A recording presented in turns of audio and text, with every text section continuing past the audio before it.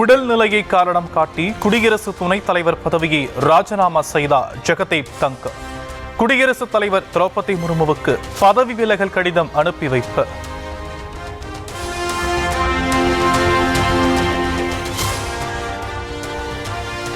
குடியரசுத் தலைவர் திரௌபதி முர்மு பிரதமர் மோடிக்கு ஜெகதீப் தங்கர் நன்றி. நாட்டின் வளர்ச்சி மற்றும் முன்னேற்றத்திற்கு சாட்சியாக இருந்ததும் அதில் பங்கேற்றதும் தனது பாக்கியம் என நிகழ்ச்சி.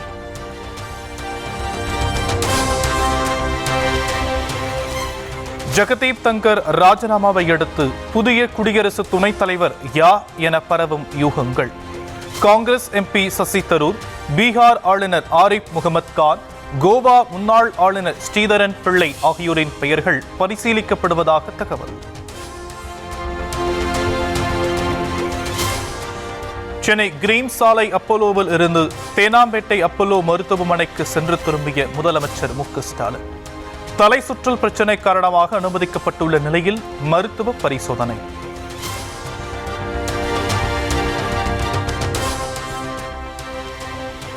மருத்துவமனையில் இருந்து முதலமைச்சர் மு க ஸ்டாலின் ஓரிரு நாட்களில் வீடு திரும்புவார். உடல்நிலை நன்றாக உள்ளதாகவும் துணை முதலமைச்சர் உதயநிதி ஸ்டாலின் தகவல். 2-3 மாதங்களாக தொடர்ச்சியா பயணங்கள் இந்த ரோட் ஷோலாம் பண்ணதால கொஞ்சம் அந்த கிரீனஸ் இருந்தது. மருத்துவர்கள் சிறப்பாக பார்த்துட்டு இருக்காங்க, ரொம்ப நல்லா இருக்காங்க. இந்த நிகழ்ச்சிக்கு வர முடியலன்னு அவங்களுக்கு கொஞ்சம் மனசுல இருந்துச்சு. பட் லைவ்ல ஃபுல் நிகழ்ச்சி பார்த்துட்டு பெண்ட பேசினாங்க. ஒரு 2 நாட்கள் மருத்துவர்கள் ரெஸ்ட்ல இருக்க சொல்லியிருக்காங்க. அதனால் விரைவில் பூர்ண குணமடைஞ்சு வீட்டுக்கு வந்துடுவாங்க. நன்றி. அது நான் 2 நாள் கம்ப்ளீட் ரெஸ்ட்ல இருக்க சொல்லியிருக்காங்க டாக்டர்ஸ். நாளைக்கு சில டெஸ்ட்டுகள்லாம் எடுக்கப்பட்டிருக்கு. நல்லா இருக்காங்க.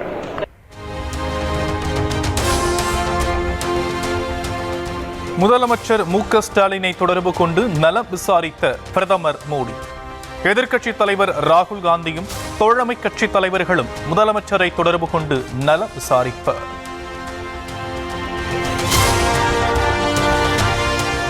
உடல் நலம் பாதிக்கப்பட்டுள்ள முதலமைச்சர் மு க ஸ்டாலின் பூரணம் குணமடைய பிரார்த்தனை. மன்னார்குடியில் தேர்தல் பிரச்சாரத்தில் ஈடுபட்ட எதிர்க்கட்சித் தலைவர் EPS பேச்சு. இன்றைய தினம் நான் வரும்போது எனக்கு கிடைத்த செய்தி, திமுக தலைவர் முதலமைச்சர் திரு ஸ்டாலின் அவர்கள் திடீரென்று உடல்நிலை சரியில்லாம மருத்துவமனையில் சேர்க்கப்பட்டு சிகிச்சை பெற்று வருகிறார். அவர் பூரண குணமடைய வேண்டும் என்று என் சார்பாக உங்கள் சார்பாக பிரார்த்தனை செய்கின்றேன்.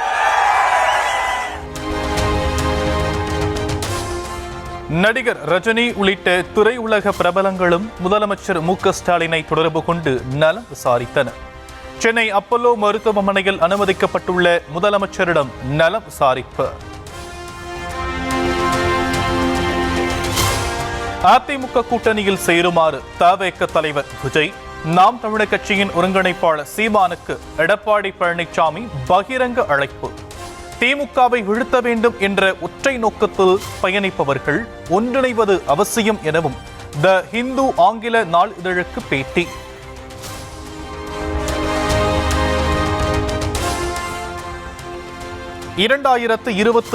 ஆண்டு சட்டப்பேரவை தேர்தலில் தனி பெரும்பான்மையுடன் வென்று அதிமுக ஆட்சி அமைக்கும் என EPS நம்பிக்கை.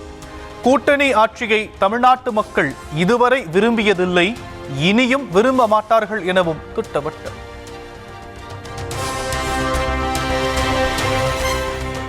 தமிழ்நாட்டில் அமையப்போகும் தேசிய ஜனநாயக கூட்டணி அரசில் இடம்பெறுவோம் என பாஜக தலைவர்கள் தொடர்ந்து கூறி வருவது குறித்த கேள்வி. கட்சியினரை குஷிப்படுத்துவதற்காக சொல்வதையெல்லாம் பொருட்படுத்த வேண்டியதில்லை என எடப்பாடி பழனிசாமி பதில்.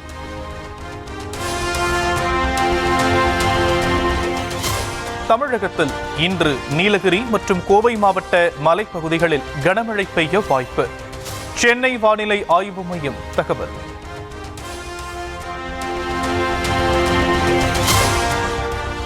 தொடர் வெள்ளப்பெருக்கால் குற்றாலம் பேரருவியில் குளிக்க 4வது நாளாக தடை. மற்ற அருவிகளில் குளிக்க அனுமதிக்கப்பட்டுள்ளதால் சுற்றுலா பயணிகள் மகிழ்ச்சி.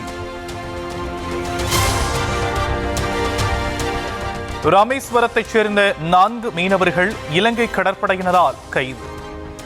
மன்னார் கடற்பரப்பில் எல்லை தாண்டி மீன் பிடித்ததாக குற்றஞ்சாட்டி விசைப்படகும் பறிமுதல்.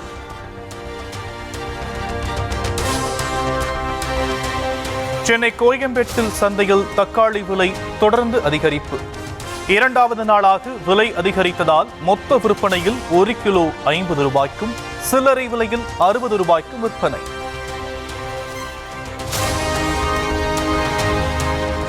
சென்னையில் ஆகஸ்ட் 1ஆம் தேதி முதல் பழைய பயண அட்டையை பயன்படுத்த முடியாது என மெட்ரோ ரயில் நிர்வாகம் அறிவிப்பு. மெட்ரோ பயண அட்டை பயன்பாட்டிலிருந்து தேசிய பொது போக்குவரத்து அட்டைக்கு மாற்றம் செய்ய திட்டம்.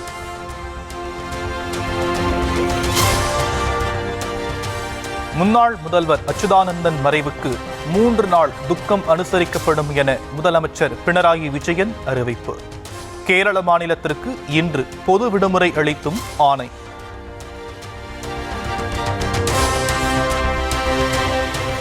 கேரள முன்னாள் முதலமைச்சரும் மார்க்சிஸ்ட் கட்சியின் மூத்த தலைவருமான அச்சுதானந்தன் மறைவுக்கு பிரதமர் மோடி இரங்கல்.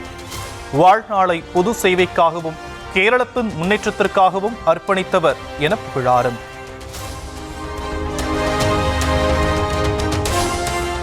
மகத்தான மக்கள் தலைவருக்கு செவ்வணக்கம் என அச்சுதானந்தன் மறைவுக்கு முதலமைச்சர் மு.க. ஸ்டாலின் இரங்கல். அரசியல் வேறுபாடுகளை கடந்து பெருமதிப்பு பெற்றவர் என எதிர்க்கட்சித் தலைவர் எடப்பாடி பழனிசாமி புகழ் அஞ்சலி.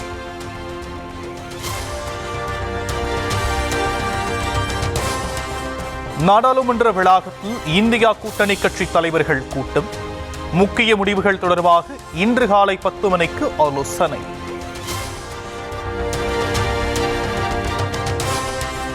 நீண்ட காலமாக இழுபறி நீடிக்கும் இந்திய அமெரிக்க இருதரப்பு வர்த்தக ஒப்பந்தம் ஆகஸ்ட் மாத இறுதிக்குள் முடிவு செய்யப்பட்டு செப்டம்பர் அல்லது அக்டோபரில் நிறைவேறும் என தகவல்.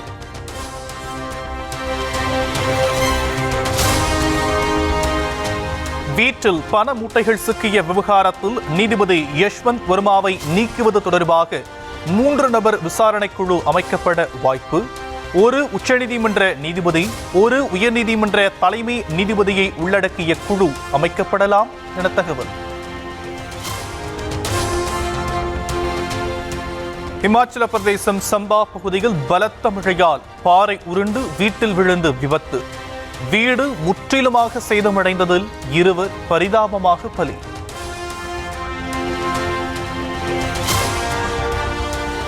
ஹமாஸுக்கு எதிரான போரில் கொல்லப்பட்ட இஸ்ரேல் ராணுவ வீரர்களுக்கு கடற்கரையில் அஞ்சலி.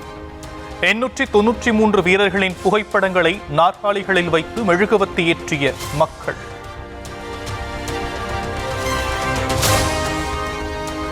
சீனாவில் தானே சார்ஜ் செய்து கொள்ளும் ஹியூமனாய்ட் ரோபோ அறிமுகம்.